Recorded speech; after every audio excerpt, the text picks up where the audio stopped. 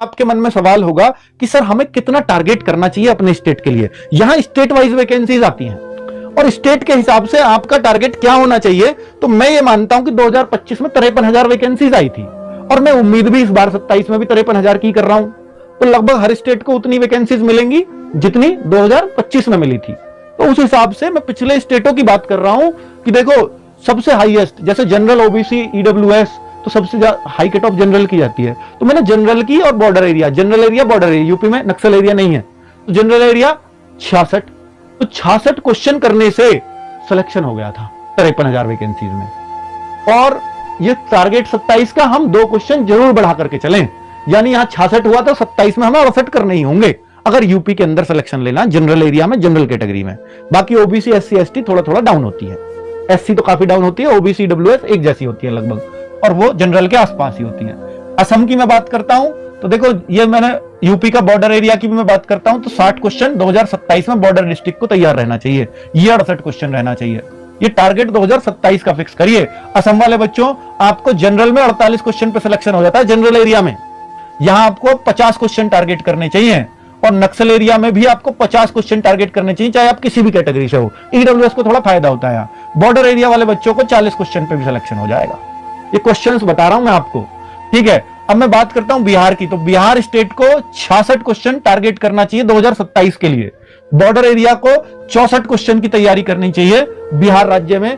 और आगे वेस्ट बंगाल की बात करता हूं तो 51 क्वेश्चन की तैयारी करनी चाहिए जनरल एरिया वालों को वेस्ट बंगाल में।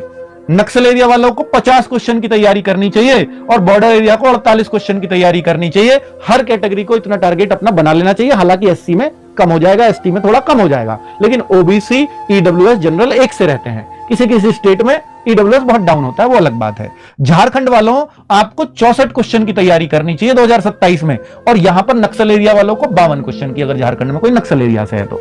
ठीक है, इस बार मुझे लग रहा है नक्सल की वैकेंसीज खत्म होंगी, बॉर्डर की तो रहेंगी क्योंकि नक्सल मुक्त भारत बोला जा रहा है। हालांकि वो अफेक्टेड क्षेत्र अभी भी है, इसलिए हो सकता है कुछ सालों तक अभी वैकेंसीज दी जाती रहे।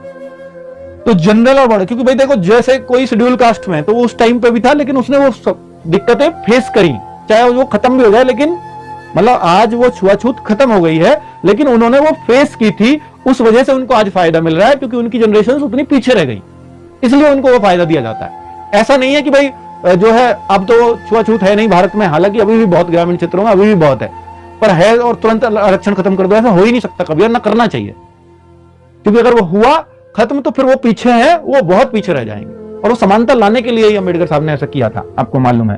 तो राजस्थान 69, तो यानी राजस्थान के लिए तो आपको 70 क्वेश्चन टारगेट करने होंगे। बॉर्डर एरिया में राजस्थान में 64 क्वेश्चन भी काफी होंगे। महाराष्ट्र वाले बच्चों आपका 57 क्वेश्चन का टारगेट होना चाहिए 2027 में, और नक्सल एरिया वालों का 49 महाराष्ट्र में।